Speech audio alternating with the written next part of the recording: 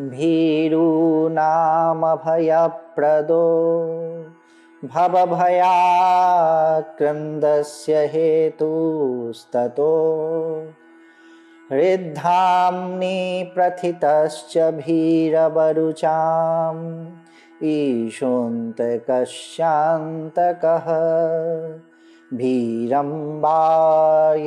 यः स्वयोगिनिवहः तस्य प्रभुर्भैरवो विश्वस्मिन् भरणादिकृद्विजयते विज्ञानरूपः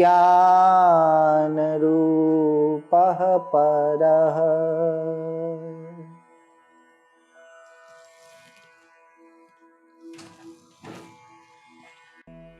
श्री विज्ञान भैरव तंत्र क्या नाम है?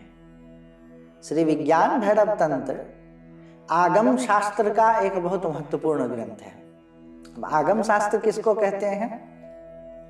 इसमें एक श्लोक है, आगतः शिव वक्तृभ्यः गतम च गिरिजानने मतम च वासुदेवस्य आगमः प्रकीर्तितः। आगम का क्या मतलब हो गया कि शिव के वक्त्र यानी मुख से आया है, और गतम च गिरिजानने, और गिरिजा माता पार्वती शक्ति के आनंद मुख या कान में गया है, और मतम च वासुदेवस्य, और जो स्वयं भगवान कृष्ण का, वासुदेव का, विष्णु भगवान का मत है उसको क्या कहते हैं? आगम। आगतः शिव वक्तृभ्यः गतम च गिरिजानने मतम च वासुदेवस्य आगमः परिकीर्तितः। आगम। अब इसमें क्या कहा जा रहा है? शिव और शक्ति, शिव और पार्वती के बीच में संवाद हो रहा है, जिसमें भगवान शिव बोलते हैं और माता पार्वती सुनती है। अब ये दोनों के बीच में जो संवाद होता है वह एक दूसरी भूमिका पर होती है।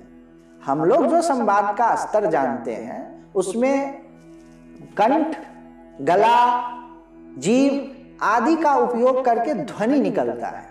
कंठ तालवादि अभिघात से नाद निकलता है। और जो भगवान शिव और शक्ति दोनों अभेद हैं, एक हैं। यह जो शिव और पार्वती के बीच में संवाद होता है तो हम लोग दुनियादारी की भाषा में समझते हैं कि जैसे बातचीत होती है वैसे संवाद होता है। ऐसी बात नहीं है। शिव और पार्वती के बीच में जो संवाद है, क्योंकि शिव और पार्वती दोनों एक हैं, दोनों अलग अलग हैं नहीं, इसीलिए उन दोनों के बीच में जो संवाद होता है वह परनाद उसको बोलते हैं। परनाद के बीच में संवाद होता है। शिव को मुंह से, भगवान शिव को मुंह से, गले से, कंठ से बोलने की जरूरत नहीं पड़ती है, और माता पार्वती को कान से सुनने की जरूरत नहीं पड़ती है। वो दोनों चूंकि एक ही हैं, इसीलिए उनके द्वारा, शिव के द्वारा पार्वती को और माता पार्वती के द्वारा शिव को, दोनों के बीच में संघट्ट होकर के परनाद के रूप में आपस में संवाद होते रहता है। और वह संवाद जो है वह अलौकिक है। उसको समझना, उसके अर्थ को समझना हमारे आपके बश की बात नहीं है।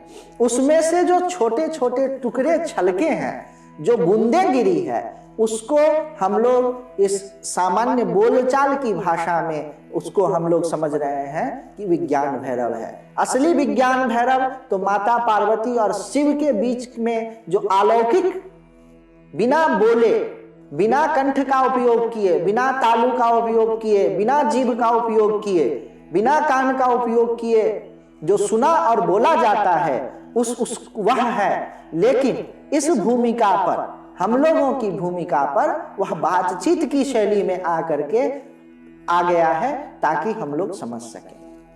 इस विज्ञान भैरव तंत्र में भगवान शिव और माता पार्वती के बीच में संवाद है। भगवान शिव से माता पार्वती पूछती हैं कि किस प्रकार से परम तत्व को पाया जाए, और इसके उपाय के रूप में भगवान शिव कहते हैं 112 उपाय।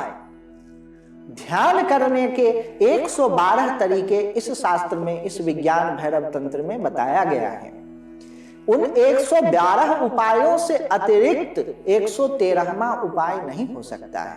ध्यान करने की जितनी भी विधाएं हैं, जितने भी तरीके हैं, उन सभी तरीके किसी न किसी रूप से इनमें से 112 उपायों के बीच में आएंगे ही आएंगे। और हम लोगों ने यह तय किया है कि इस विज्ञान भैरव तंत्र का अध्ययन हम लोग करेंगे। अब इस विज्ञान भैरव के ऊपर में बहुत सारी टीकाएं पूर्व में हुई हैं, लेकिन यह विज्ञान भैरव जो है यह काश्मीर आगम शास्त्र का ग्रंथ है और हरेक शास्त्र के हरेक ब्रांच ऑफ नॉलेज के कुछ न कुछ पारिभाषिक शब्द होते हैं, टेक्निकल टर्मिनोलॉजीज होते हैं। आप बिना उन शब्दों को समझे हुए इसके भीतर के अर्थ को नहीं जान सकते। तो हम लोग क्या करेंगे कि इस विज्ञान भैरव तंत्र में जो पारिभाषिक शब्द हैं, जो टेक्निकल टर्म्स हैं, उसको समझेंगे और प्रत्येक श्लोक को समझेंगे। और प्रत्येक श्लोक के साथ में जो ध्यान विधि है, क्योंकि यह तो ध्यान विधि है, केवल सुनने से काम चलेगा नहीं, तो उन ध्यान विधियों का हम लोग खुद पे उपयोग करके और खुद को उसको करके और उससे क्या मन की अवस्था होती है अथवा मन अमनीभूत हो जाता है, उन चीजों को करेंगे। तो आइए आगामी विज्ञान भैरव तंत्र के इस सत्र में, इस अध्ययन सत्र में आपका स्वागत है। इसके बारे में विशेष जानकारी के लिए नीचे कमेंट बॉक्स को देखें अथवा www.pragyatrust.com को विजिट करें। धन्यवाद।